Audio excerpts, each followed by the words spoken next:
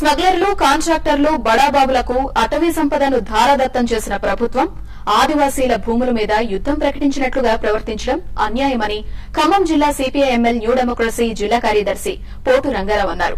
ఆదివాసీల్ని అన్యాయంగా హింసిస్తున్నారు అని, వారిపై కేసులు పెడుతున్నారని ఆయన ఆరోపించారు. ఈ చర్యలను నిరసిస్తూ వచ్చే నెల 2న ఖమ్మం జిల్లా వ్యాప్తంగా పెద్ద ఎత్తున ఆందోళన చేసి కొత్తగూడెం ఆర్టీఓ కార్యాలయాన్ని ముట్టడిస్తామని తెలిపారు. ప్రభుత్వ అధికారులు 2 లక్షల ఎకరాలకే పట్టాలు ఇచ్చారు. 2 లక్షల ఎకరాలు పట్టాలు ఇచ్చారు. ఆ మేరకు మిగతా భూములకు పట్టాలు ఇవ్వాలంటే పట్టాలు ఇవ్వకుండా నానుస్తున్నటువంటి వైఖరి ఏదైతే ఉందో ఆ వైఖరి అనుసరిస్తున్నటువంటి పరిస్థితి ఉన్నది.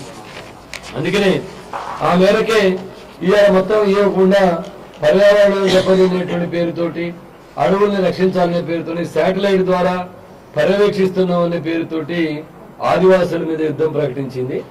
20-30 సంవత్సరాలుగా సేద్యం చేసుకుంటున్నటువంటి భూముల్ని కూడా లాగేసుకోవడానికి ప్రయత్నం చేస్తా ఉంది. గుర్తి కోయలేక ఇళ్లను తగలబెడతా ఉంది. వాళ్ళ గ్రామాన్ని ధ్వంసం చేస్తా ఉంది. వాళ్ళ యొక్క పంట చేలల్ని నాశనం చేస్తా ఉన్నటువంటి పరిస్థితి రోజు కనపడతా ఉంది. ఇంతేకాకుండా మొత్తం కూడా ప్రభుత్వము ఫారెస్ట్ ఉన్నత స్థాయి అధికారులు ఏం చేస్తున్నారంటే ప్రధానంగా ఫారెస్ట్ సిబ్బందికి ప్రజల మధ్య తగాద పెట్టేటువంటి ప్రయత్నం చేస్తా ఉన్నారు.